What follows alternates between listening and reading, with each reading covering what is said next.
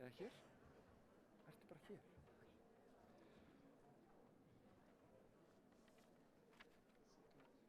Kæra skóla- og frístundafólk, dear guests, kæra Hafrún Arna Jóhannsdóttir, nemandi í Hólabrekkuskóla.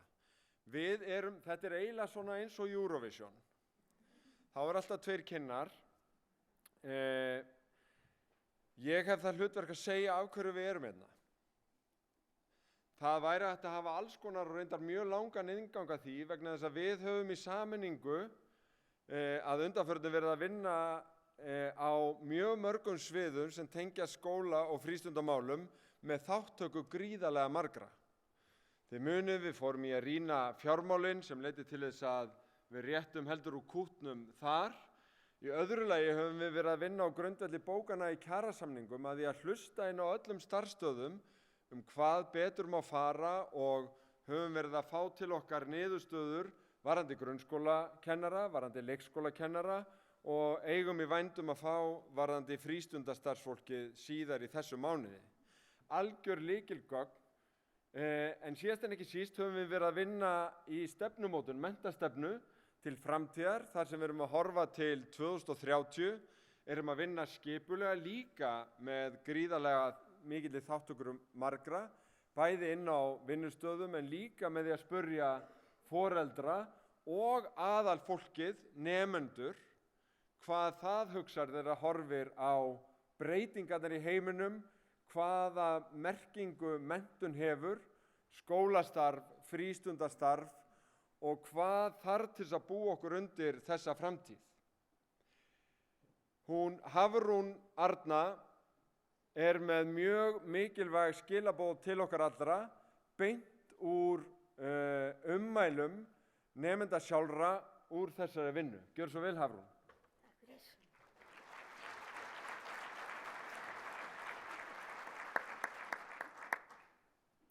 Félagsfærni.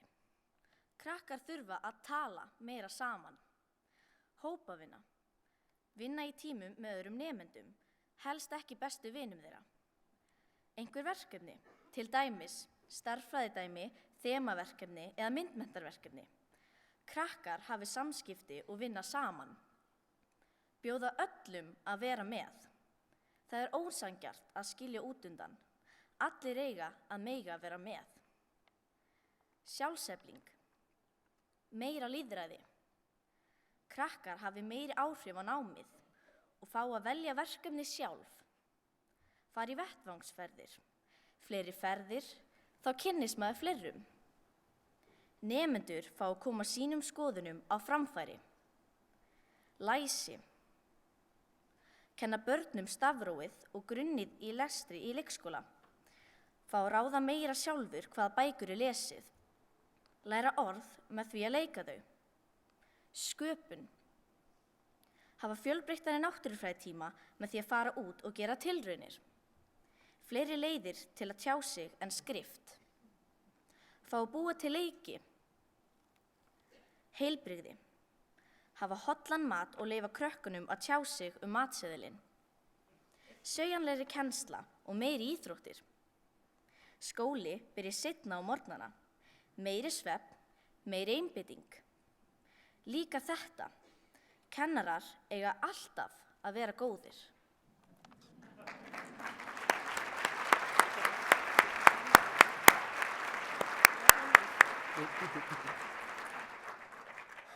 Já, við erum sennilega búin að leita fangavíða þar sem þekkingin liggur og það hjá ykkur, það hjá krökkunum og við höfum líka tengt okkur við fræðarsamfélagið hér heima.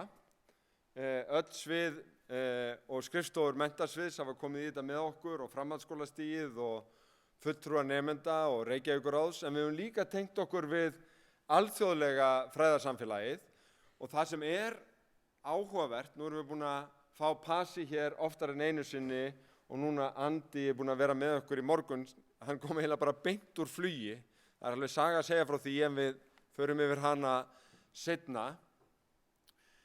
En það sem svo áhugavert, en samt kannski ástæðan fyrir því að við erum í lokakeppni HM, að við sem samfélag erum stundum ofboðslega fókuseruð á vandamálin sem við stöndum frammi fyrir og ætlum að leysa saman.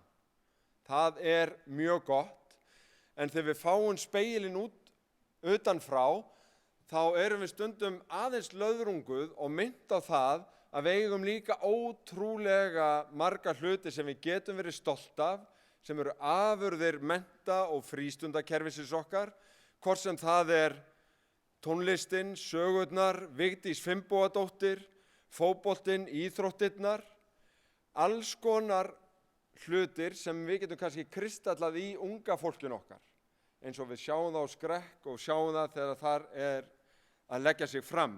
En það sem við fáum líka út úr því að sækja í raun Messi og Ronaldo alþjóðlegrar menntaumræðu áhugi. Ástæðan fyrir því að þessi fundur haldinn hér að ábendingin kom frá nokkrum ykkar. Þegar það fréttist að við værum að kalla Pasi til þess að skoða finnsku leiðina, þó við ætlum sannarlega að finna Reykjavíkur leiðina, að þá var potað í mig og sagt, býtu, hvernig væri að hafa stóran fund? Þú athuga bara hvað margir vilja koma og pantar inn stóran sal og þarf. I was just telling these gentlemen this morning that Icelanders applied for 54,000 tickets to see Messi play against the Icelandic team in Moscow, the 16th of June. But now I have the honor to tell them that because we count everything per capita, you should know by now, that we have more people from school and leisure here per capita than applied for the game of Messi. I give you the Messi and Ronaldo of education. Which one is you? Give us a camera. Give us a camera. Það mér heiður og ánægja að kynna Eygló Friðriksdóttur skólastjóra Sæmundarskóla og hún ætlar að tryggja allt fari hér fram eins og það á að vera. Gjörðu svo vel, Eygló.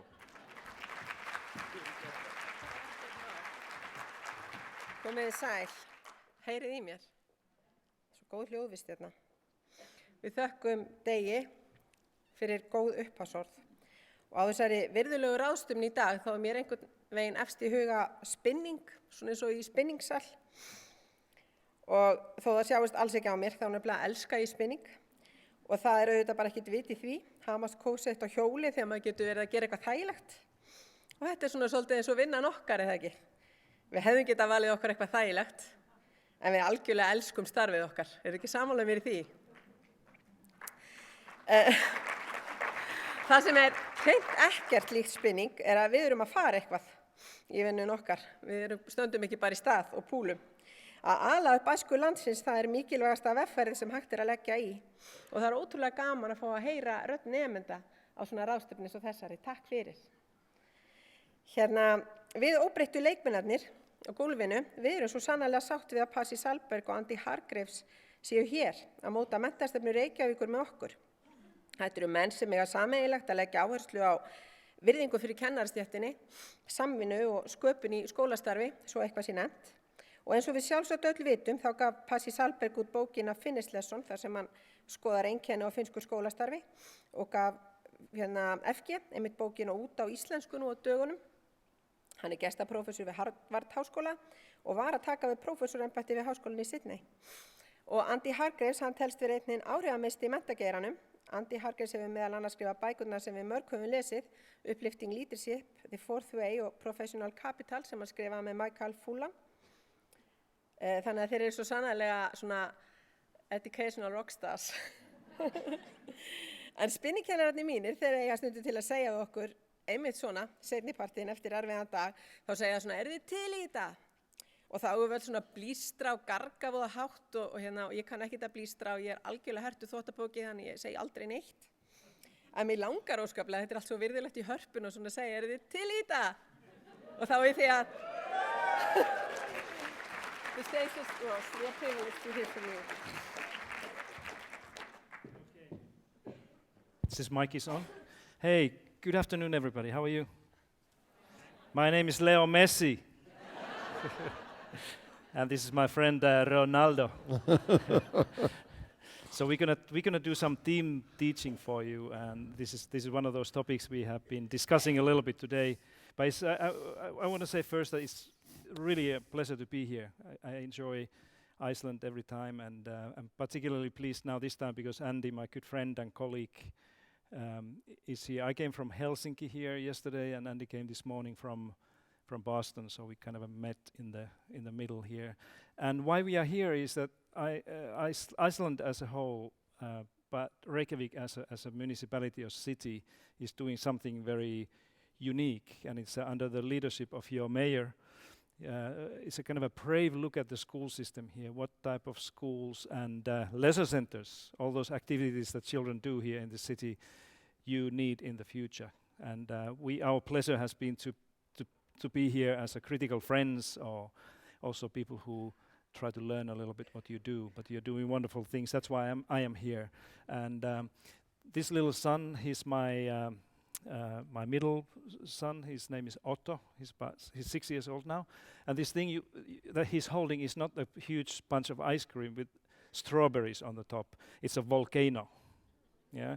And for some reason, I have no idea why, but he is at the moment, his life is all about volcanoes. And when I said to him a couple of days ago that I'm going to Iceland, and remember he's 5-6 years old, he immediately his eyes went like big and said, "Iceland." But there are a lot of volcanoes in Iceland. And I said, "How do you know that there are volcanoes in Iceland? You're just a 5-year-old boy." I said, "I've seen it in YouTube, and I've seen pictures in the books." So he wanted me to show you this creation. And it's not only just a kind of a paper volcano, but there's a tube on the top where he's been doing these experiments of putting vinegar and baking soda and red color in a bathroom. And then there's a kind of an eruption coming out. And the last thing he told me yesterday when I was going to the airport, he says, "Daddy, make sure that you stay away from lava." I said, "Why should I stay away from lava?"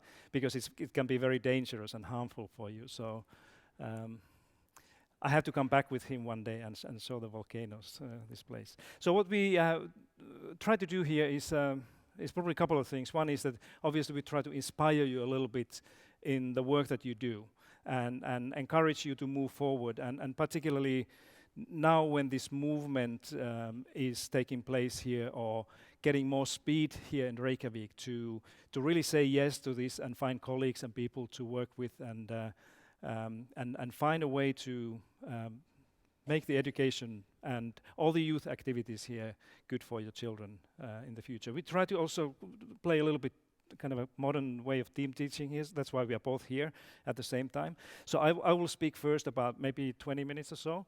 I'll speak about two things. One is that I tell you a little bit about what do I see, or what do we see when we travel around the world and look at the education systems and cities really everywhere. And how some of those things that we see there resonate what is important here. And then the second thing I'll say something, my kind of a reflections on what do I think now, right now, after being here several times with the mayor and the team of educators, thinking about this question that what Reykjavik could do, what type of education you should have for your children, okay? And then Andy will take over from that and continue a little bit on something else, okay? Are you ready for that? Is your English all right? Everybody? How about there in the back row? So all good, okay, because I can speak Finnish too if you want to. I can see some people saying that it doesn't really, this time of the day, it doesn't really matter which language you speak. I'm so tired of teaching that I don't understand anything anyway. Okay, so let me see how we can make this work. Okay, a couple of things about the, for those of you who are in education, whether you're teachers or principals, or you work in the leisure center with young people, or you do recreational things or sports or whatever you do. One of those things that we need to be probably aware now more than before is that what are your colleagues doing in other countries? What are your colleagues doing in Finland?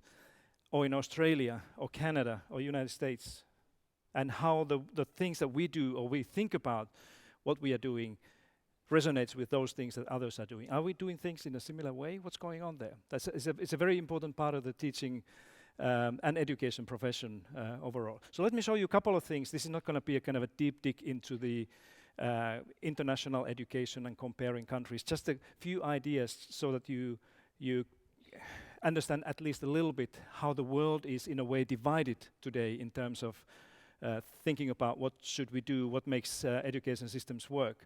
So on this side, I'm going to show you some of these red things, some of those ideas that are very common now around the world. You will not find those things that I'm going to show you so much in my country, Finland, or Canada, where Andy will be moving soon. But in much of the rest of the world, you will see that the teachers and educators and children are increasingly in the situation where they are competing against one another. Schools are competing against other schools for money and students and fame and parents' attention and so on.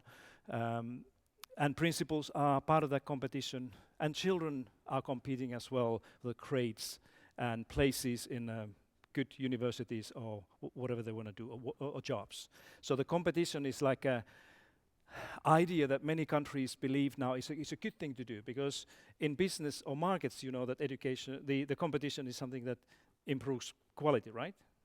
That as soon as you have vendors competing over vegetables, for example, or fruit, the price goes down and quality goes up.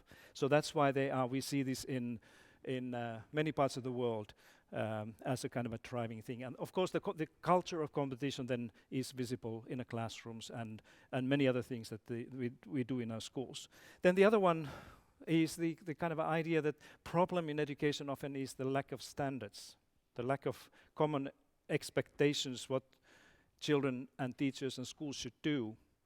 And that's why we are seeing this what we call standardization around the world now, except not that much in Canada or Finland or some other education systems that are often mentioned as good examples. But much of the rest of the world is in the business of standardizing teaching and learning. And if you're a teacher here, you see it through a very detailed, prescribed or described curriculum or program that you have to go to your classroom and just implement it.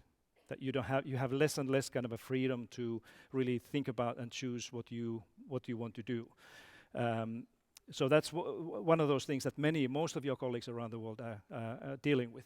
Then the third one, and there are many others, I just mentioned you these three, is the deprofessionalization of education. So this means several things, but one of those things that is mostly visible is that nowadays many countries, they allow people to work in education or schools without necessarily having a degree or preparation to do that. If you're just passionate about working with the children or teaching mathematics or whatever you do, you often you find a way, a kind of a pathway or fast-tracked program into the classroom and do that.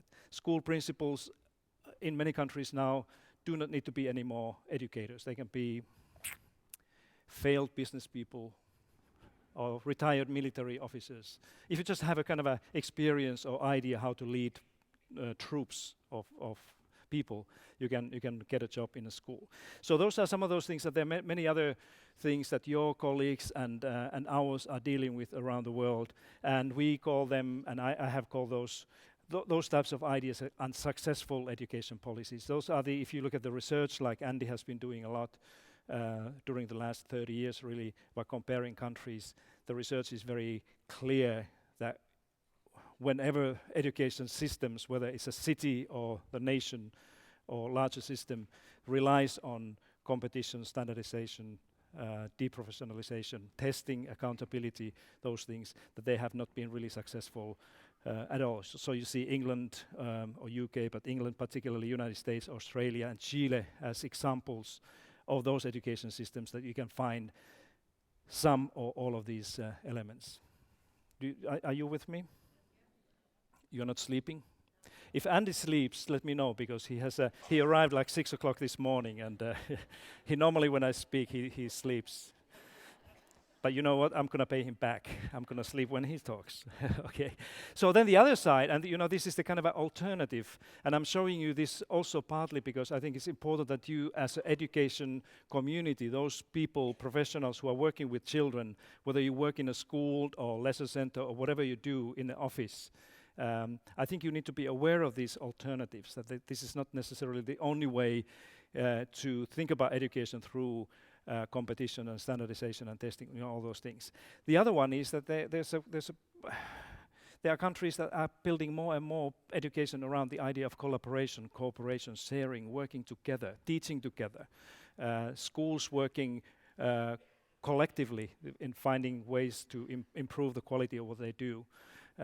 Children learning more and more through cooperative learning, for example, in the classrooms. And that's for example, if you look at the Finnish system, where that I know better than anything else, that's the kind of a key philosophy in education at all levels, in education policy at the top level and practice in the schools. Everything is about collaboration, doing things together rather than against somebody else or one another. Then the other one, rather than standardizing what we do in schools, is to find creative new ways to do these things. Individualize or personalize, customize schooling so that it's always trying to find new ways to do things or doing the old things in a different way. Take risks, try out, fail, learn from those things and figure out new ways to do those things. Again, Canada and Finland and even places like Singapore and Japan are good examples of this type of idea at the level of the entire education system. And then finally, of course, the professionalism, the idea that only those who are qualified and well prepared can teach or lead the school, work in a school or lesson center, even in the case of Iceland. And these are the smarter policies or better successful education policies in international comparisons. And Canada is probably the best example right now to take a look at what's going on in different parts of Canada. Andy works actively in Ontario, and we have both been working in Alberta, Finland, Estonia, Japan. There are very few countries that actually are doing these things in a systematic way. Okay, so this is a kind of a divide that you can see if you travel around the world, that you will find teachers, your colleagues, and others working in both of these camps or for or against both of these big trends and forces globally. And it's important that we are aware of those. Now, let me show you other thing, and this is the last part of kind of a data that I show you from the international perspective, because I think that this is very interesting and important as well. And Iceland, just like Canada and US, England and Finland, are part of the OECD. And probably all of you know the PISA study, yeah? Sometimes when I'm introduced in a conference it's like this, people introduce me as Pasi Sahlberg. Because I happen to refer to PISA often. I'm not particularly kind of a great, huge friend of PISA, but I find that OECD PISA provides some interesting windows to look at what education systems do and what we should do. What are the things that we should be and could be actually talking about when we are looking for ways to improve teaching. So what I'm going to show you here is a very simple thing. So you see the horizontal line. This is the equity axis. The equity here means that we are basically measuring looking at how the children's family background and their performance, their learning in school are linked. Okay? So everybody knows that there's always a connection between where the kids come from and what they can do in the school. In this case, mostly in reading, literacy, and math and science. Okay? And the common thing around the world is that if a child happens to come from the more disadvantaged background, the poorer family, with less education or wealth, they often find schooling more demanding or challenging and difficult. Okay? So this is what you're going to see here. So when we move from left-hand side to right, it means that the equity becomes stronger. Okay, so the education systems, Iceland will be there one, I'm going to show you in a minute.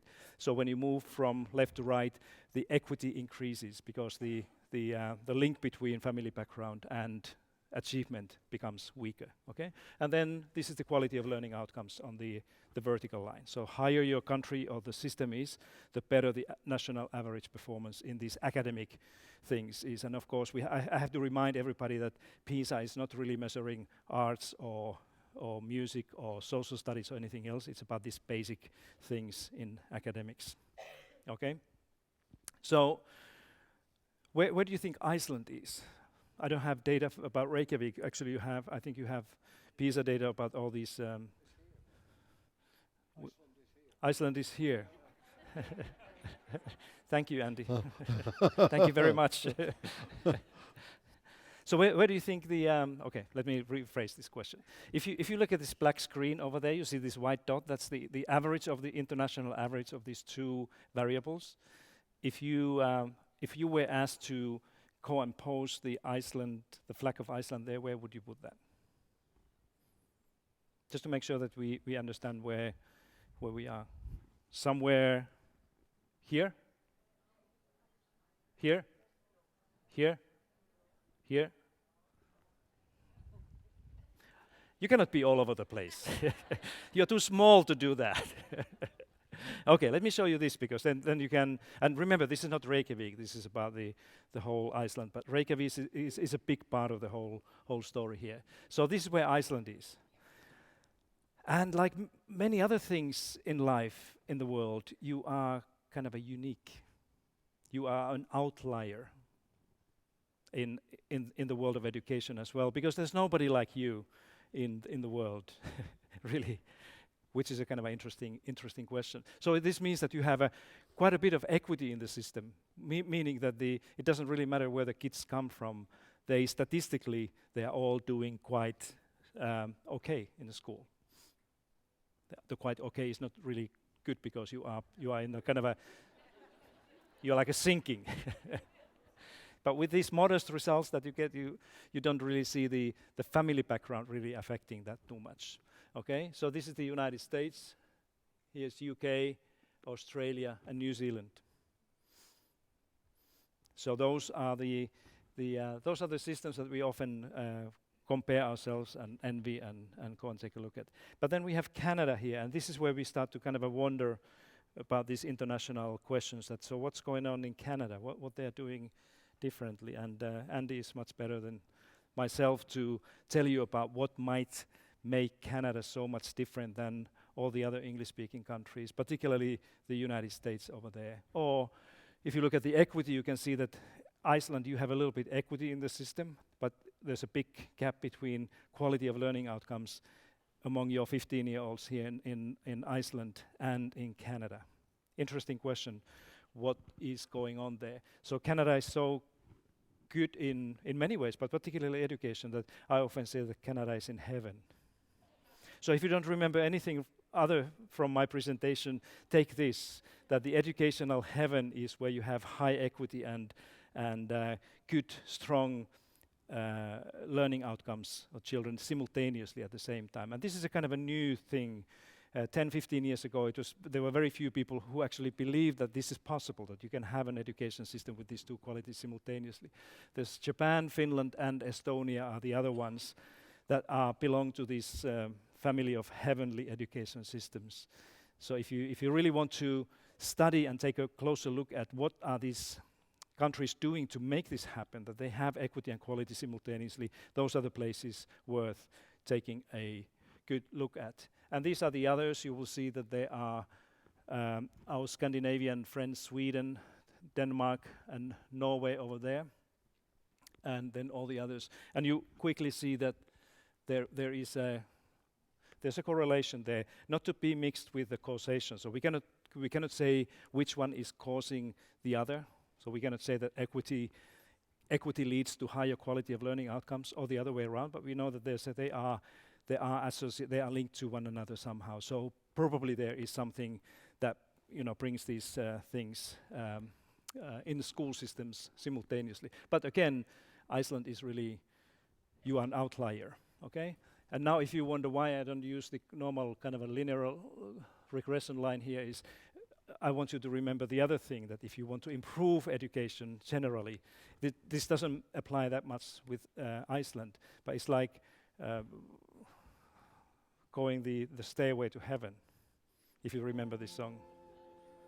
There's a lady who's sure all that glitters is gold, and she's buying the Stairway to heaven. Remember this song? Anybody remembers what was the year when this was released for the first time?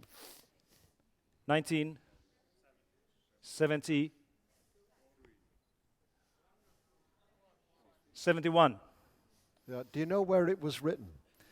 This song, I don't know actually. It was written in Wales, the country. And Wales, the country, if you separate it out from the UK, is also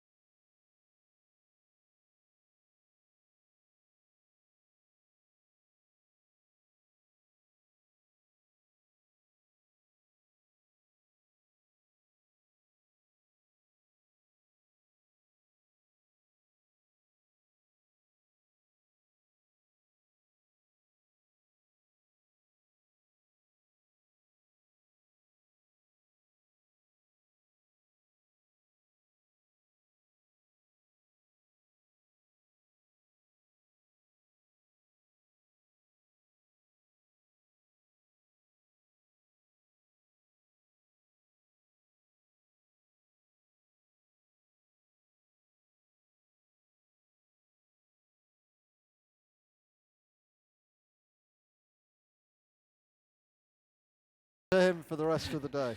So again, in Finland, again, we do, I think you do the same types of things, that you try to kind of blend arts and physical activity and culture and those things when you learn science and math. At least I know that Björk has had a beautiful project here with combining music and arts and physics and science. So it's a very good idea. We do that often, that we sing mathematics and we dance when there's a history or something, because people remember those things. I'm sure that you will remember this, what we have been saying here, when you hear next time Knocking on Heaven's Door or Stairway to Heaven, you remember, it's about both equity and quality simultaneously. It's about collaboration and professionalism and those things. That's a good thing if you do that. Now, let me wrap up now and invite Andy to continue a little bit. I'm going to leave you with 5 things that I think you could take away from here and work further. Maybe some of those things you have done. But before we do that, one of those questions that we have been thinking about today and in the previous meetings is that, so what do we expect kids to learn in the future? What should they learn? This is a key question. What do we need to learn now when the world is so different than it was when we went to school, or most of you when you went to school? One of those things that is, people often say that, but now we have these digital natives. We have those kids who were born around mid-1980s, and they were born in the middle of these emerging technologies and computers and iPads and everything. And they think about, not only about technology, but all the things very differently that we do. We are digital immigrants, or something like this. But people often say that these digital natives are also very kind of different types of learners when they are in a school. They are not like we used to be, that they are people who are very good in communication. They can use different devices and means of communication very fluently. And they are dynamic learners. They can learn in many different ways. And they are creative thinkers. They can think outside of the box when they have a new situation before them, or that they can solve problems but we never even thought about. And I often, when I hear about these things, I said, okay, sounds good, but where's the evidence? How do we know that these young people in schools now, and you know this much better than I do here, are they really something like this, or is this a myth? I leave this to you to decide this, how this thing is, but I'm going to show you one interesting experiment, not necessarily proving anything about the digital natives and their abilities to learn, but it's a kind of an interesting thing. You're going to see mostly young people trying to solve the problem. That is basic, simple problem. This is a white room, and in the middle of the white room there's a table, and in the middle of the table there's a tube here. It's about 30 centimeters tall and 15 millimeters diameter. And in the middle of the tube here is a peanut, okay? And the only thing that the person has to do is to take this peanut out of the tube, okay? Not rocket science, but let's see what these digital natives actually can do. Take a look.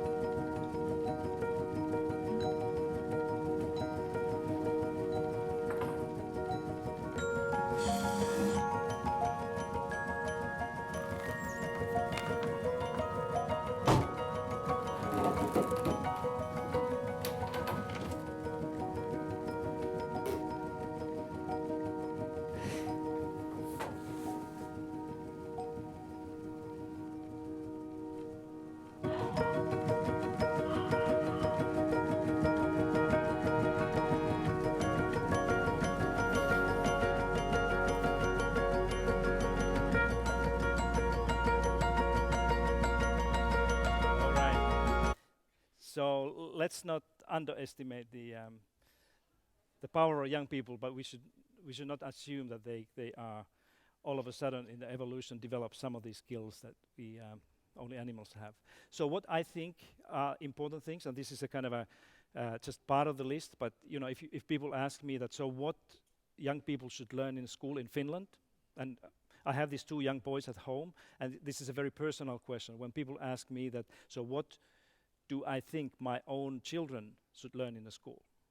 It's a very different question than asking the question that, what do you think the other parents' children should learn? It's a completely different issue, because now I have to think about really carefully, what do I want my own kids to learn? And one thing that I would put in a very high in the list that is disappearing in a recent education discourse. Look at the OECD and many others. It's all about skills and all those other things. Nobody talks about facts anymore.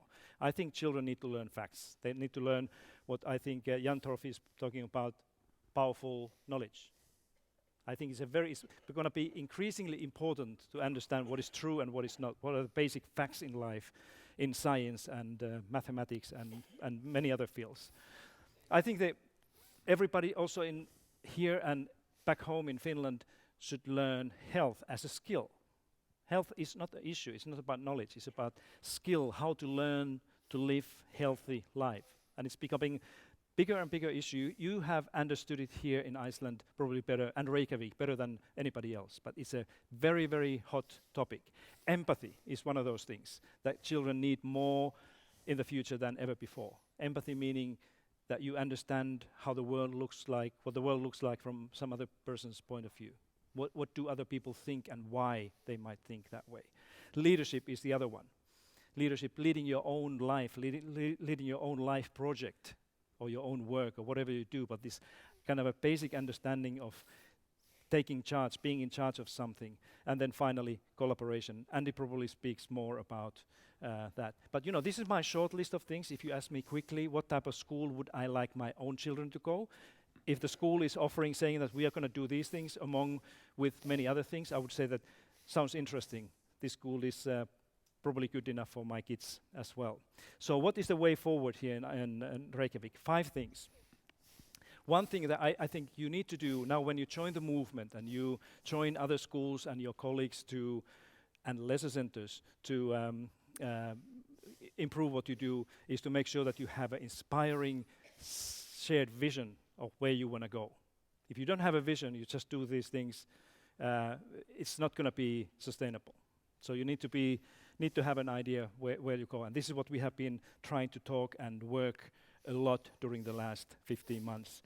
Build collaborative cultures throughout the city, within your schools and lesser centers, and between classrooms and people in there. Collaboration is more about culture than anything else. And Andy has a wonderful ideas about what collaboration is and what it is not, and what you can do and what you can't do when you collaborate and do teamwork. Thirdly, focus on whole child, and this is, I think, one of the strengths that you have. This is certainly a strength in Finland, that we see children as a kind of a holistic personalities with the different types of intelligences and talents and abilities, and the purpose of education is to try to cultivate all of those in a balanced way, not just the academics or something like this. Then the fourth one is that design enriching communities within your communities and within your schools, really. Enriching community is the place where every child and every adult will be better because of other people there than they would alone. This is the enrichment of themselves. And if your children would feel that they are part of the enriching community, if they would feel that they go to school to get better and help other people to get better, this would be a next generation education thinking. And then finally, find the Icelandic way. This is what we often, with Andy, when we travel and advise the governments around the world, we always advise people to stay away from other people's ideas and dreams and encourage everybody to create their own. Build your own way of improving education and lives of children here based on your strengths, your culture, the things that you are doing well, the things that you are, rather than trying to see what other countries and other education systems, whether it's Finland or Canada or Japan, are doing. That's not going to be a good way to do. So you have to find this Icelandic story around this thing. And remember this, that if you want to go fast, go alone. And this is what many education systems are doing. If you want to go far with your education improvement, do it together. Thank you. And now I ask Andy to take on. Maybe you speak about the collaboration and professionalism a little bit. How do you feel? Are you ready for Ronaldo?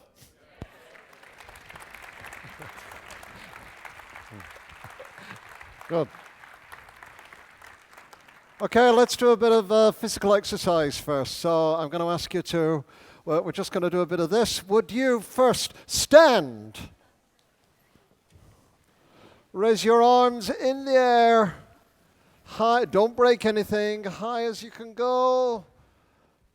Wiggle your fingers. Go to one side.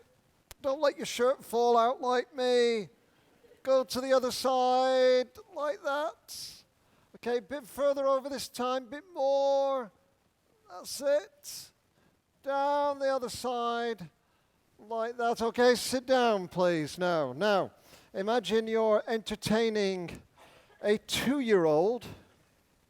So would you now, just in front of you, go, or look at the person next to you, whatever you want to do, just go.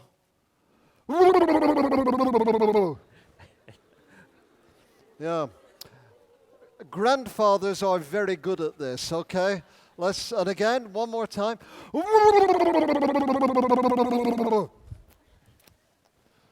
Okay, you may need some lessons in this. Now we're going to laugh, okay? So put your hands on here. Put your hands on here. Are you ready? So 5 times. Ha, ha, ha, ha, ha, ha, ha! Great. Put them in a slightly different place. And go laugh a little higher. Ha, ha, ha, ha, ha, ha, ha, ha! Great. Does that feel better? Yeah, the ambulance service is coming very soon to take many of us out here, including me. Pasi asked me to add to his presentation by talking a bit about collaboration and professional collaboration. The reason we need more professional collaboration is that the ambition of what we want to do is greater than it was 20 years ago. So one of the jobs I do is I'm an advisor for one of 6 advisors for the Premier of Ontario. She's like the Prime Minister of Ontario. 13 million people, very diverse school system. In about 2002 to 2010, Ontario was very clear where it wanted to go in terms of its reform direction. It had 3 priorities. Literacy, higher scores, narrower gaps, more equity. Math, exactly the same. And a better graduation from high school. That was it. That drove the entire system. The people at the top decided that, not just the government, but the government, the unions, business organizations, social sector organizations. There was what they called a coalition at the top who would basically decide the direction. And then they implemented it in 2 ways. One was with a lot of top-down direction, and so they had data, and they had targets, and the targets were for 75% of children to reach proficiency within level 3 within a certain number of years. They sent many coaches and consultants into the schools, into classrooms, to teach teachers how to teach literacy differently. There was usually a particular way to teach literacy, so it was quite intensive. And if any schools fell behind or didn't reach their targets, then they sent in intervention teams to help them. So there was a lot of support, pressure from the top, but there was a lot of support from the bottom. And although a lot of the world has been unsuccessful with top-down systems, Ontario was quite successful because it didn't really punish people who did badly, it helped them. And in most other top-down systems, like England and the United States, there was no support, little money, and a negative tone about teachers and the teaching profession. Lots of blaming teachers for the problems that went on. Ontario was still top-down, but it also had bottom-up support, more resources, more support for teachers, and therefore it narrowed the achievement gaps in many areas of literacy. Literacy scores went up. Maths mainly didn't, by the way, because you can't change literacy and maths all at the same time. It's too much for any teacher to do. But they had a lot of, unlike other countries, they had a lot of success. So why not just continue that way in the future? And the reason is by 2014, under a new premier, same political party, but a new premier, Ontario realized that the world was changing exactly in the way that Pasi Sahlberg described, and as the mayor and his team are developing a vision with you, with all your hearings and input, are realizing the world is becoming more diverse. It's changing more quickly. We're worried about the climate, the energy, the planet. There's more conflict in society. Teenagers are more anxious about their own identity, particularly with iPhones. Since Jean Twenge shows, since 2012, it's very precise. Every measure of mental health for problems for teenagers up to 2012, there's an increase like that, then it goes like that. And this was the year most teenagers in great numbers got iPhones. They're more safe, they're outside less, but they're alone on their beds late at night, not sleeping, worrying what other people think of them. And so these were the kinds of things. The worries about mental health, the worries about well-being, the worries about the wider world, the increasing diversity and how to respect that and honor that, putting right the history of pain that had been suffered by indigenous peoples in North America. These were the sorts of things that Ontario wanted to address. So it set out 4 priorities, 4 new priorities. They were 1, excellence, now broadly defined, not just literacy and math, but also technology, global skills, 21st century skills, creativity, innovation, a much bigger view of what it meant to be excellent. 2nd, equity, but equity was no longer just achievement gaps. Equity was now about your identity, about who you are, about your race, your culture, your sexuality, your language, about whether you can see yourself in the school, in the curriculum, in the building, whether you're honored, respected, and whether your identity can engage with other people's identities. So identity was now seen as a very big part of what equity would require. No longer just narrowing the gaps, but figuring out who we are alone, who we are in our school, and who we are together. That was the 2nd thing. It's a big thing. And in Ontario, it means Indigenous identities. It means immigrant identities. It means Catholic identities. It means lesbian, gay, bisexual, transgender identities. It means all of these now being actively recognized and brought in to the curriculum of the school. It's the 2nd thing. And then after equity and excellence, they still needed to maintain public confidence in how well the system was doing. But these were really the big priorities now, along with well-being. Well-being being mental health, emotional health, physical health, because well-being problems were skyrocketing within the province. So the great thing about your vision is, as it starts off now in its draft, is it's not only about learning, it's also about developing, about how you become, how you learn to be and to be with others as a human being. These are the 4 things, and these are so bold as goals. They're so big. It's so challenging to make sure that this happens not in this school or that school or your classroom, but it happens in all the classrooms, in all the schools, with all the children to the same degree of excellence. That you need a strategy, you need a theory of action to make this possible. And when the goals are this bold, you can no longer have a top-down strategy decided by a small number of people who basically say, this is a strategy, this is what the municipalities will do, these will be the targets, we will measure them, if you don't get them, we will intervene, we'll give you some support, off you go. A bolder strategy, a bolder goal needs a different theory of change. And a big part of that theory of change is how the profession, educators of all kinds, teachers, preschool educators, leisure center workers, school directors, educators of all kinds, how well they work together collaboratively. Now in Ontario, we're very lucky, my Boston College team and I, in that we also studied the system. We've just finished our report now. It will be a book later this year. But we also studied the system in 2011, looking back to the years 2005. And what we found then is that Ontario has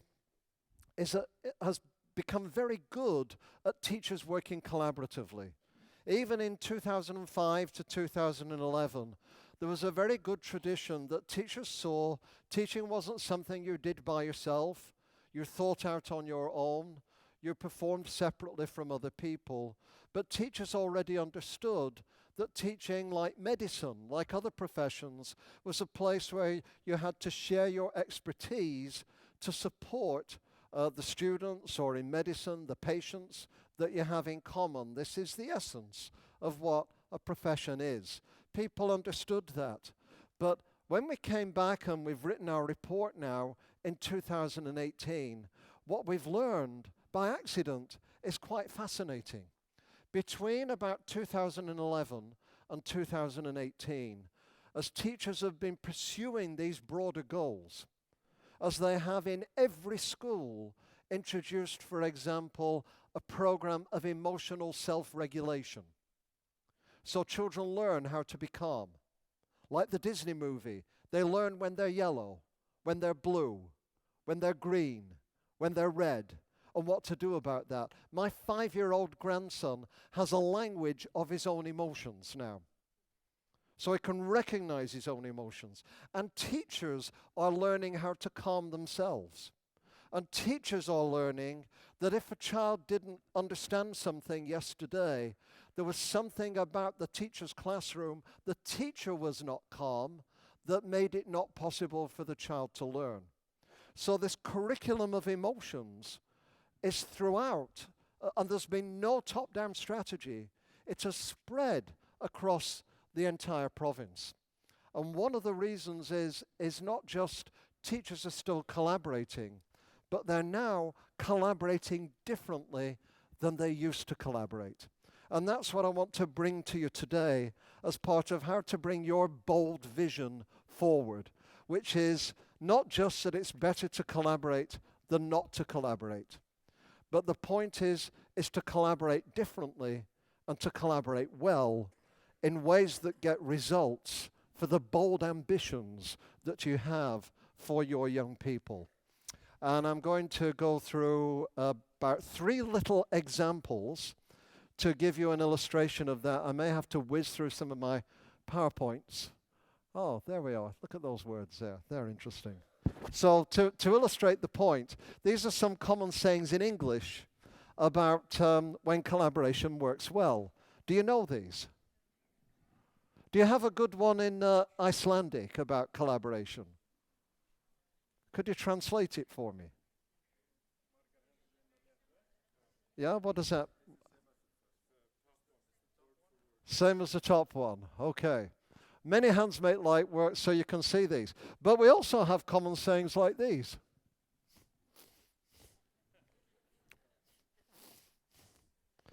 In everyday thinking, we know that sometimes collaboration is a bad thing and not a good thing. So the point is, how do we collaborate? How do we collaborate? And how do we collaborate well? What are the different ways to collaborate that have value? And in a book, in a report that's out with the WISE Foundation, so if you Google WISE and then my name, it's just an accident, they go together. But if you Google somebody else's name and stupid, you'll get something else. But if you go WISE Andy Hargreaves with Michael O'Connor, online you'll find this report we did this year on collaborative professionalism. And it will be a book in a shorter book in a few months. And what we did was we went last year to 5 different countries in the world. We went to Hong Kong, Norway, Colombia, Canada, the United States, to look at 5 different countries and 5 different designs for collaboration. So not just encouragement to collaborate, but people who sat down and said, let's design collaboration in a particular way to get the results that we want. And we went and looked at 5 of those designs.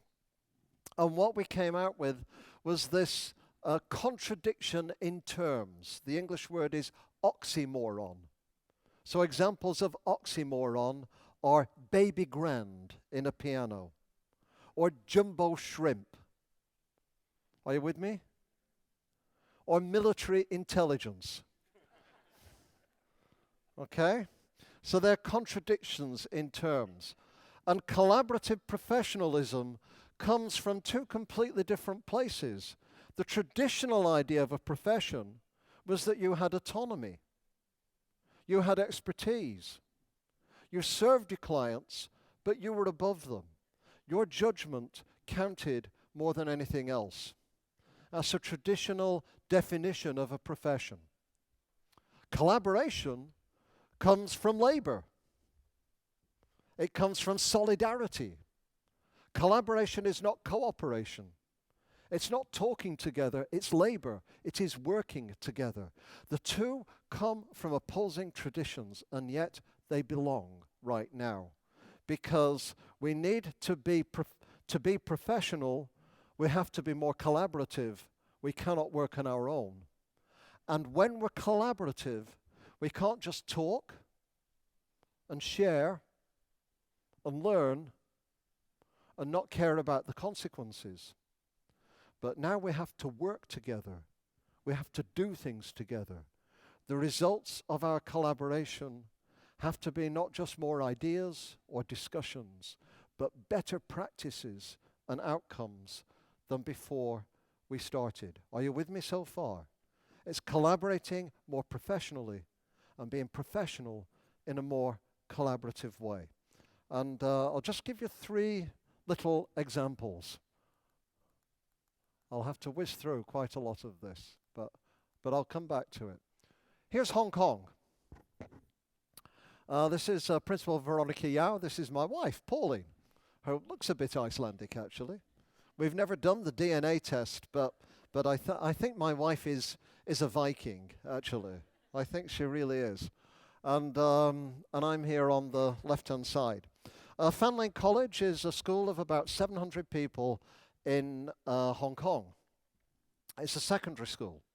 It's a sort of mid-ranking school, nothing special, but it has such a good reputation that many children from the Chinese mainland come across the border to come to the school. So I want you to imagine you're with me now in a class. You're in a science class. There are 2 of you. There are 30 students. And in this science class, you're using cooperative learning methods.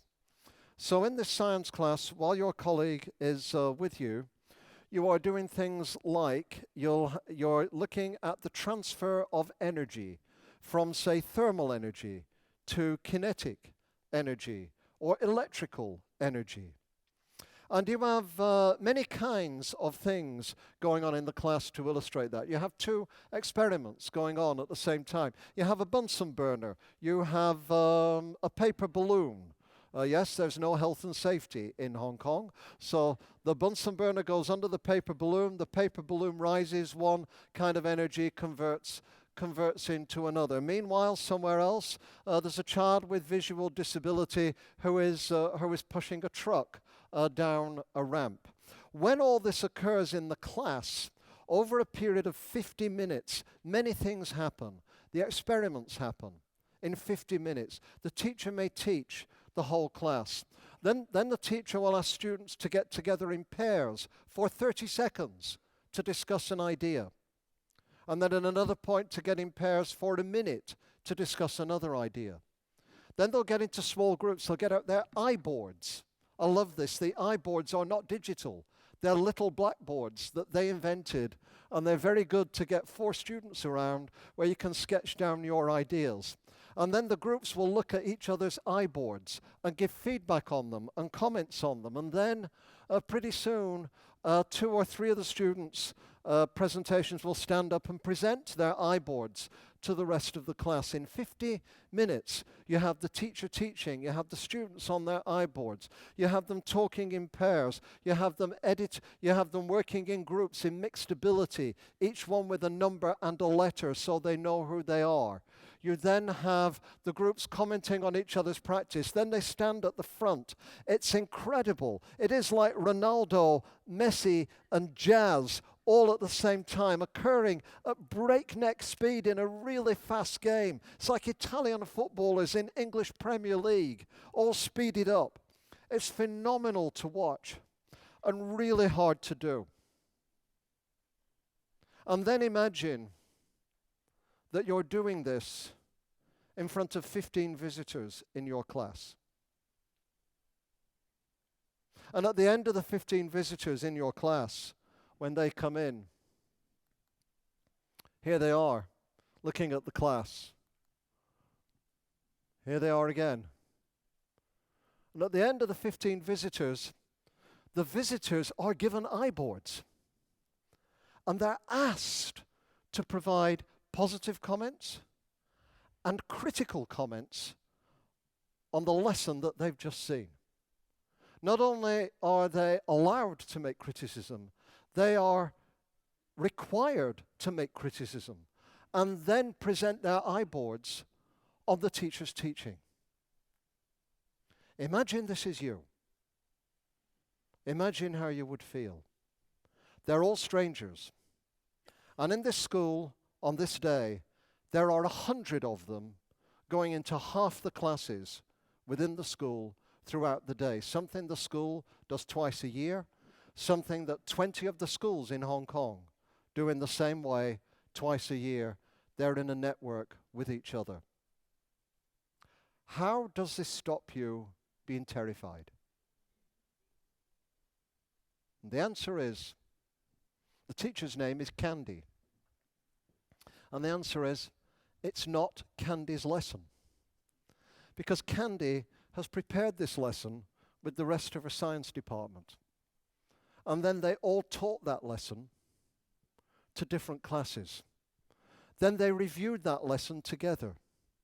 Then they improved the materials and the design of the lesson. Then they went back and taught it again, separately. Then they reviewed it again. By the time Candy is in front of 15 other people, it's not her lesson, it's their lesson. The feedback is on the teaching and the learning, not on the teacher. And there are clear rules and protocols about bearing in mind the teacher's reality, not being critical of the individual, and they see this as a way that they learn about how to improve their practice over time. It is deliberate. It involves feedback. It's critical as well as supportive, because that is requested, because that is what helps make you improve. And it's not done spontaneously. There's a very clear protocol as to how it should happen. How would you feel if this were you? And if you don't like Hong Kong, go to Colombia.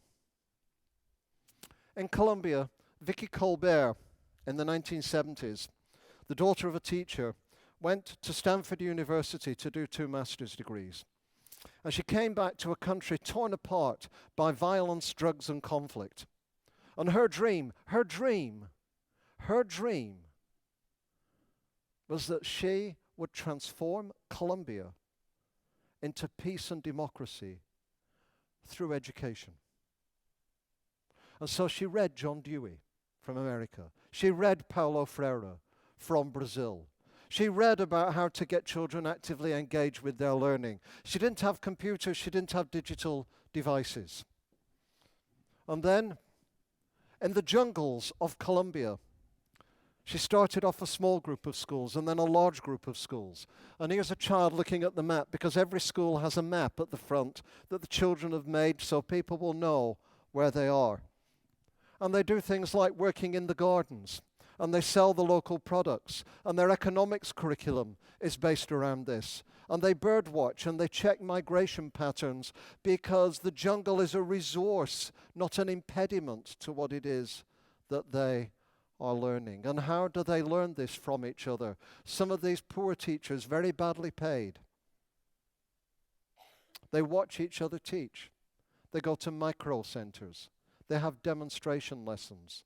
They, mainly women, come over the mountains on their motorcycles to go into the demonstration classes and watch their colleagues teach and discuss what they're seeing and figure out how to improve to help their students. Teachers help teachers. And if the teacher doesn't know it, sometimes a student does, and the student will help the teacher.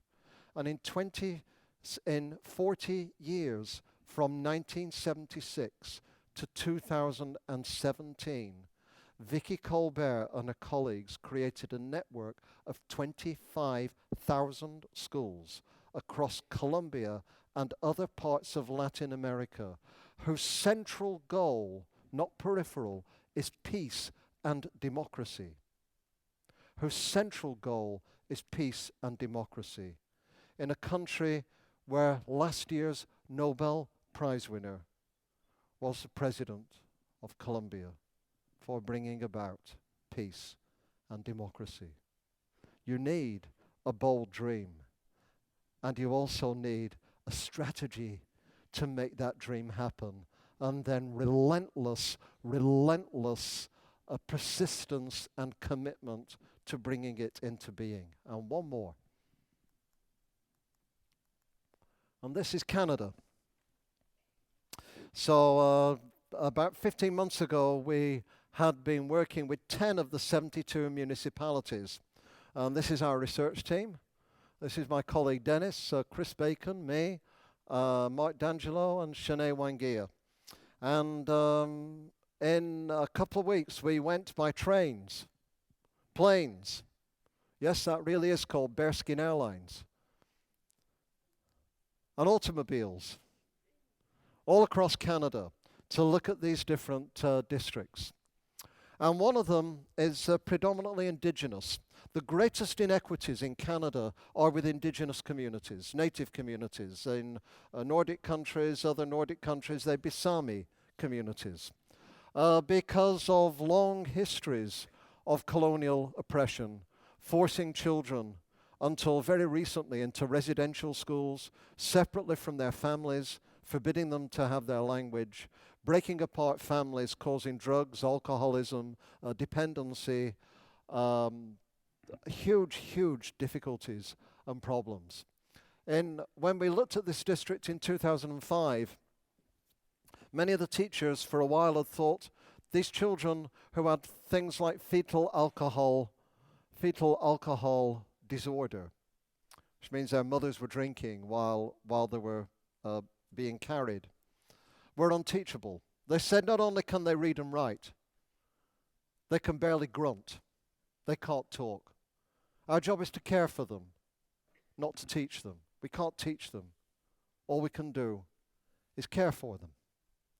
And after many years, what they started to find over time is that they could help the children if the children saw their culture and their life and the things that mattered to them in the school. Here are the 7 grandfather teachings of native ways of knowing painted on the floor of one of the schools. Respect, honesty, humility, love, wisdom. You have to see yourself in the school. And then the school had things called professional learning communities. Have you heard of these? Yeah? So, professional learning communities are usually the principal or the director organizes a group of teachers to look into problems of practice together. At one of the schools in this district, the teachers were learning, the hockey coaches in leisure activities, the hockey coaches were learning that the Indigenous kids who weren't learning in classrooms were very successful on the hockey rink. So they said to the principal, we'll run the professional learning communities, not you. They said it more nicely than that. But they said, we'll run the professional learning communities, not you. And now that happens in the whole district. The communities are run by the teachers, not by the principals. The principals are in, but they don't run them. And their task was to figure out how can all these skills that the kids are getting on the hockey rink be moved into the regular classroom.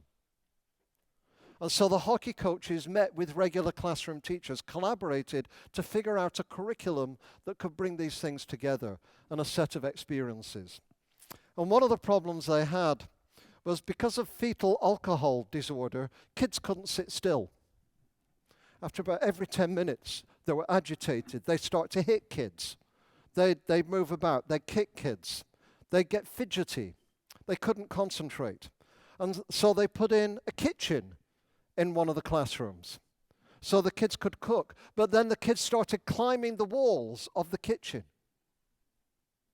So the teachers thought, because remember, the task of an educator is not to fit the child to the curriculum.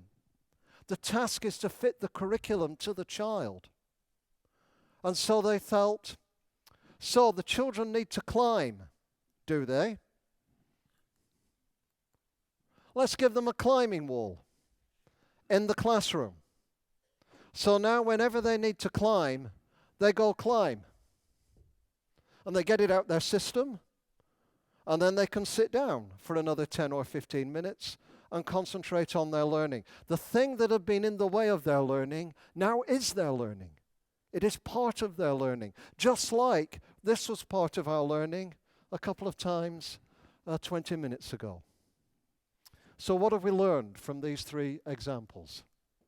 We have more, but not today.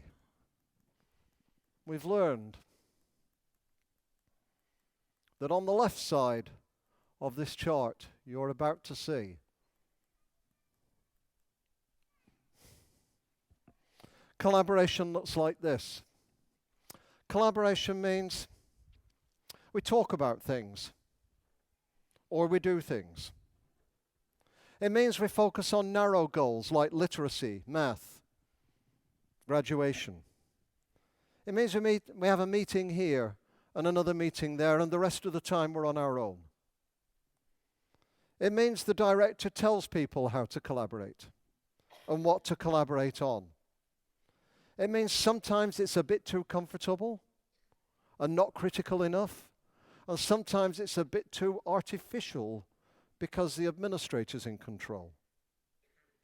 It means you're engaged in what feels like conversation, and you're doing it for the students.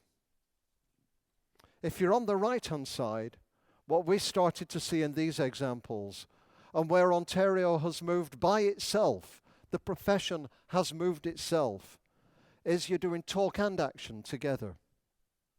You have bolder goals now, learning, developing with meaning and purpose. Collaboration's part of the culture. It's not a meeting or two. It's how we do things all the time. If there's a problem in the school, we inquire into it together, and the teachers start that. The professional learning communities are teacher-led now, as well as principal-led. The interaction is critical. It has dialogue, as well as praiseworthy, but it's always respectful at the same time. And teachers understand that some teachers are better than other teachers at some things. We don't imagine all teachers are the same, so it's wrong to elevate this person compared to this person. Because if I accept you have more expertise on this, then I have something to learn from you. If we say we all have the same expertise, we have nothing to learn from each other. And collaboration now, more and more, is not just for the students, but the students are part of the collaboration. So in these few minutes, what I've tried to share with you, building on Pasi's big dream across the world, and your big dream that you're trying to build here, is if the bolder your dreams, the less top-down your implementation strategy has to be, the more professionally inclusive it has to be. But not any way of collaborating will do. There are many ways to collaborate, but not any way to collaborate. Now the task is not to think, do we collaborate, don't we collaborate? It is how we work together better in a tougher way that we want, where we also trust each other for the betterment of all the students we serve, wherever they come from, so we can move them forward. And the last slide is from Iceland, but I have to go a long way to get it, because it's right at the end. But I love this slide, and I've put a quote next to it from the Czech poet and national leader Václav Havel. But the picture comes from an Icelandic school a couple of years ago that I took. There it is on the left. Vision is not enough. It must be combined with venture. It is not enough to stare up the steps. We must now step up the stairs. That's a critical thing. Thank you.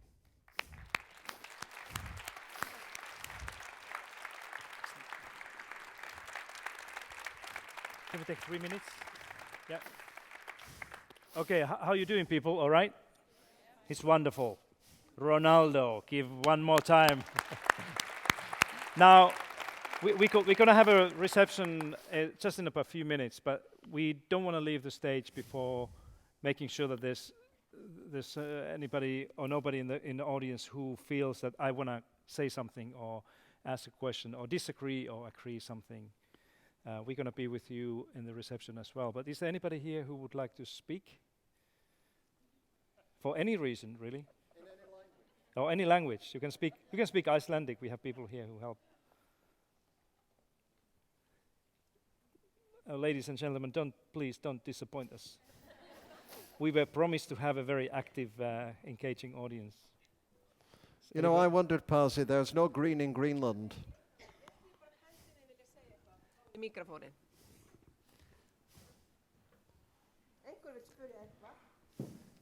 Okay, if we can have two people saying something, whatever you want to say, then we are very happy. One for him, one for me. Okay, excellent.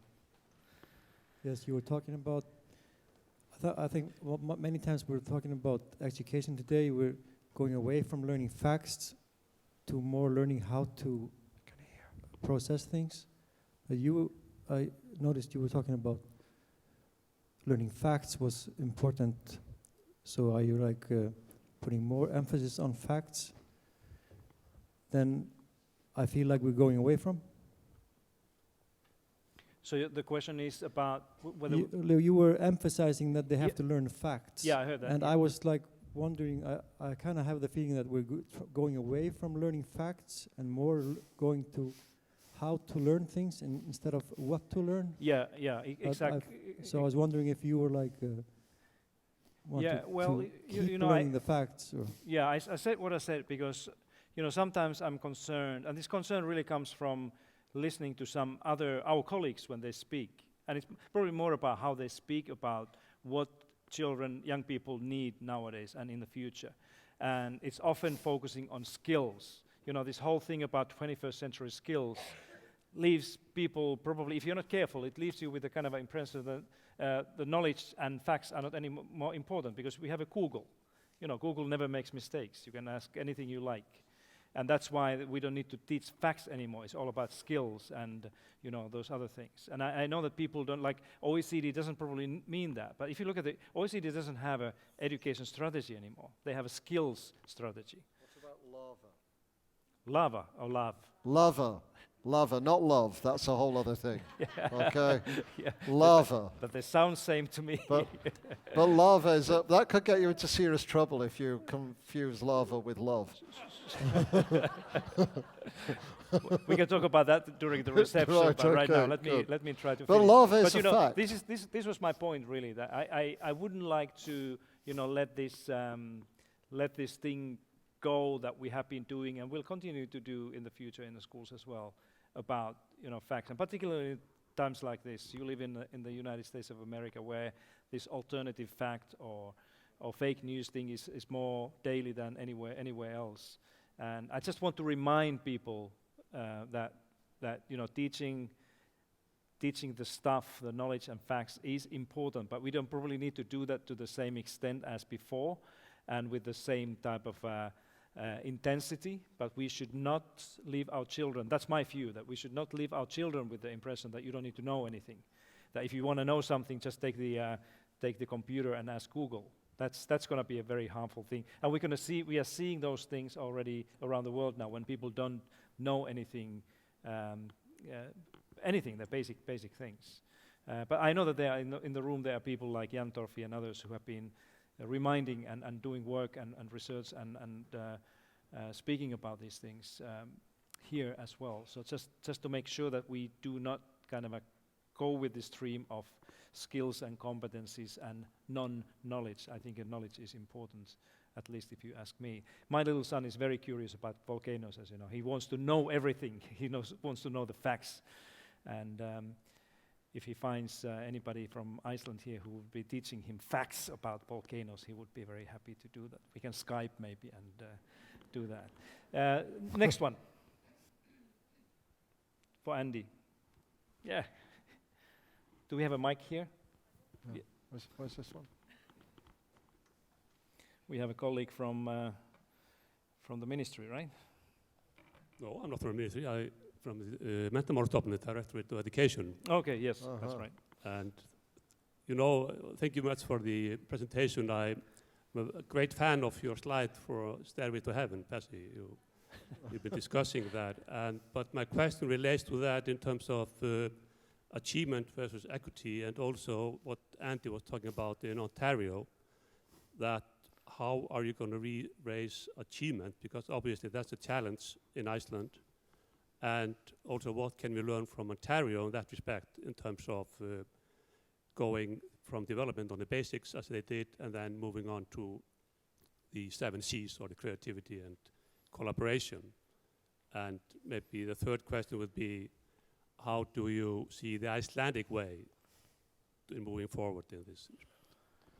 Okay, so 3 questions. You can answer the last one. So the first thing about Ontario, how did it? It's improving maths differently than it improved literacy. So when it improved literacy, it did some good things, but it also made some mistakes.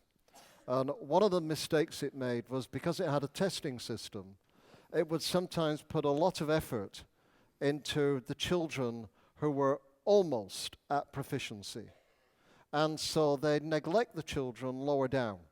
And they'd concentrate a lot on the grade that was being tested. So at the moment, for example, there are 6 of us who have just almost completed a review of the standardized testing system in Ontario. So you're about to see a dramatic transformation in the standardized testing system in Ontario. I can't say what it is, but you will see a dramatic transformation in the standardized testing system, because it was putting too much attention on the grades that were tested and on the children who were near to the point of being tested.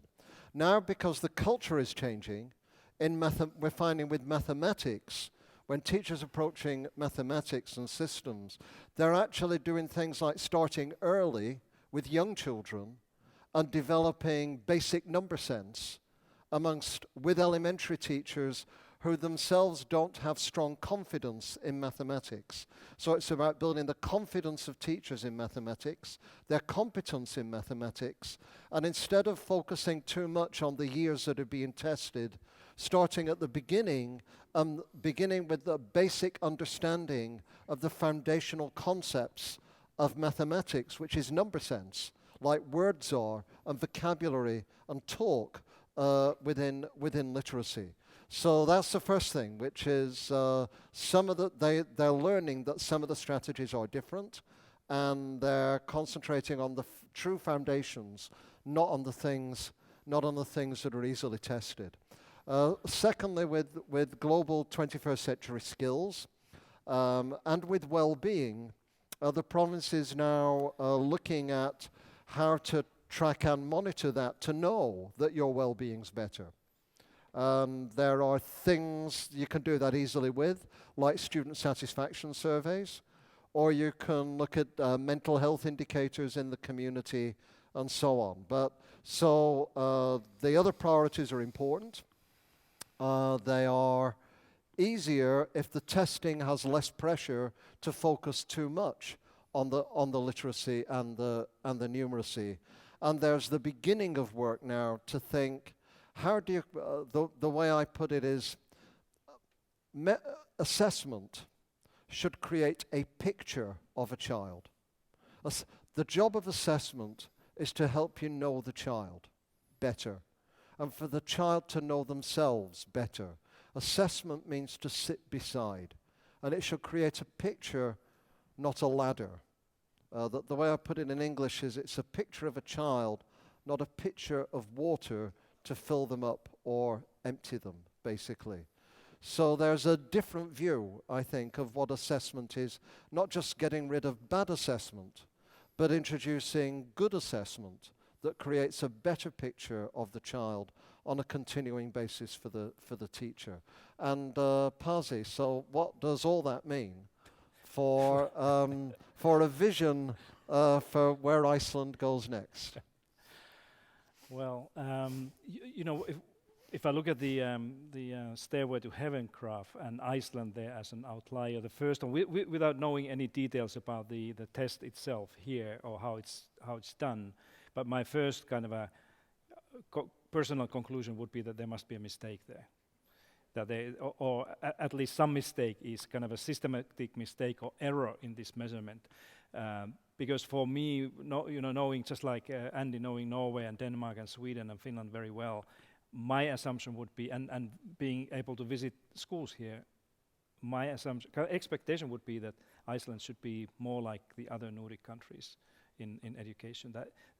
But if somebody can convince me that this is not real, that the test is really telling the kind of accurate picture, then of course it's a different, there's more complicated thing to really explain, because it's so much kind of a off the track compared to others. One potential story behind this could be that there may be something that the students here, because Iceland is testing everybody, you take the whole age cohort, that there's something kind of a collective agreement, silent agreement among young people not to take this test very seriously, because it doesn't really make too much difference in their lives. I don't know, but this could explain some of those things. I know that the OECD would have a counter argument to this, saying that no, this is it. But nevertheless, whatever the reason is, my kind of the best recommendation that I could give you. You ask what next, what should be done with this. You know, if you want to get to the stairway, I think one thing you need to do is that you need to keep on working equally hard as you've done right now on keeping your education system and school system equitable. Not to sacrifice equity in the name of, trying to get the test scores in the international studies quickly up, because that's the easiest thing to do. And if you, for example, begin to track or stream or select students to different programs and schools within Iceland so that they can advance further and get the better results, that's exactly what's going to be harmful for equity. Actually, my proposal would be a kind of a wild guess. I maybe smarter and wiser after the reception. But if you follow what Andy has been saying, talking about the collaboration, helping schools and teachers to work closer with one another and help one another to find better ways to teach mathematics and reading and science and all those other things in a school, and make sure that all these lesser activities, those things that go kind of to happen after the school or outside of the school, can support those things collectively. That's probably the best way to enhance also the learning outcomes. I would, in a system like yours, and certainly in Reykjavik, I would probably seek the kind of additional energy and impact on the quality of teaching and learning here from the collaboration and invest in social capital, rather than trying to do something to individual teachers. The thing to grasp is, you're not a bad system. You're a good system. You're a good system. There's a prize for the best idea in the world that nobody's heard of here. But it's called the Gromeyer Prize. And it's worth $100,000. And it's, until last year, was the best prize in education for any education scholars anywhere. And the winner of it one year was Pasi, and the winner of it another year was me, for the books that we'd written. We're the World Prize winners. We continue to work incredibly hard trying to get better as writers. It's particularly when you do well that you recognize that being professional is constantly seeking ways to be even better. Not because you're a narcissist, but because when you're a writer, you have readers who are influenced by what you write. And you want them to enjoy and be moved and helped by what they're reading. And when you're a teacher, you help children, all young children, to be the best they can be. And the more you deliberately become better as a teacher, the more you can help them. And the best way you can become deliberately better as a teacher and as a school is by working in particular ways with other teachers and other schools who you accept and rejoice in the fact that in some areas they are better than you. And sometimes you're better than them and you can help them. So put aside the argument, we're all the same. Nobody's better than anybody else. If you put aside that argument and deliberately move forward, it is the best way to take a good system and be sort of way ahead on that axis up into heaven at the top. Ladies and gentlemen, Ronaldo of education. Messi of education. Thank you very much. Thank you. Thank you.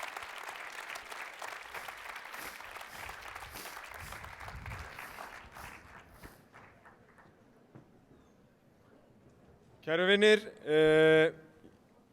ég fæ það þakkláta verkefni að vera maðurinn sem stendur á milli ykkar og léttu veitingana.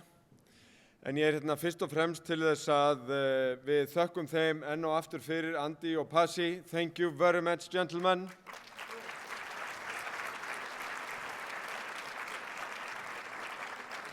En ég vildi líka með örfáum orðum fá að þakka ykkur fyrir að koma hérna. Ég held að þetta er eitt af því sem við skilgreindum í morgun sem væri okkar styrkleiki, þrautsegja þjóðar sem hefur lifað hérna í gegnum aldirnar og birtist í því að skólafólk, kennarar og frístundafólk brjótast hérna í gegnum snjóinn, skilja börnin sín eftir einhvers staðar í skafli og bara treysta því að þetta reddast. Og ég í ykkar hópi, ég með 4 börn. En það sem ég vildi líka fá að þakka fyrir leiðin hingað og ég hlakka til ferðalagsins áfram. Því að eftir allt talnagrúskið, sparnaðinn og viðbæturnar, eftir alla rýnina og það sem má bæta í starfsaðstæðum, þá það mér ótrúlega ofarlega í huga. Það eru forréttindi að fá að vera í þessu starfi, fá alla þessa þáttöku. Við fengum 5.300 ábendingar inn í menntastefnuvinnuna. Frá kennurum, frá skólafólki, frá foreldrum og nemendum. Þetta er ómetanlegt og þetta sýnir að við búum í samfélagi sem brennur fyrir þetta. Þeim sem líður eins og þeir séu einir að gera betur og vilja gera betur í skólamálum í Reykjavík, þeir eru alls ekki einir. Þetta er fjöldahreyfing og það eru forréttindi að fá að taka þátt í því.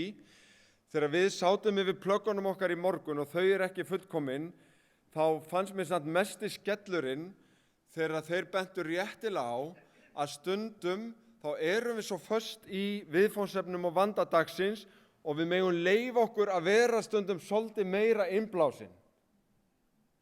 Horfa þarna fram á veginn og setja okkur markmið að það sem við viljum gera að styrkja og efla börn og ungmenni í að finna og elta það sem kveikir í þeim. Það sem gefur þeim andagift og þeirra ástríða til framtíðar. Afla þekkingar þar, þroska, hæfileika, rækta það sem þau hafa fram að færa og þekkingun á því sviði til þess að þau geti elt drauma sína og láti engan stoppa sig í því og verði þannig gerendur í að búa hérna til frábært samfélag til framtíðar. Þetta var það sem ég tók út úr þessum degi og það sem við vorum komið með á blað var svolítið hversdagslegri en þetta. Ég vona að við finnum öll að við erum saman í að gera þetta og menntastefna til langs tíma nákvæmlega þetta.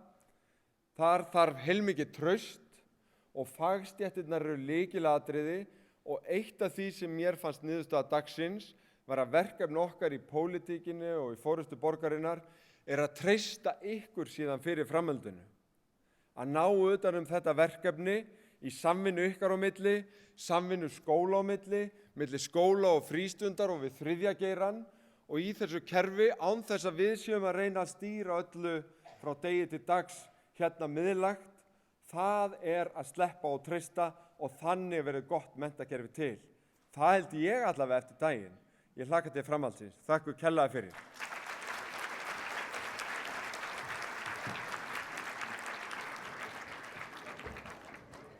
Léttu veitingarnar verða hérna fyrir framan Eldborgarsalinn. Ég held þið rennið á þær. Takk.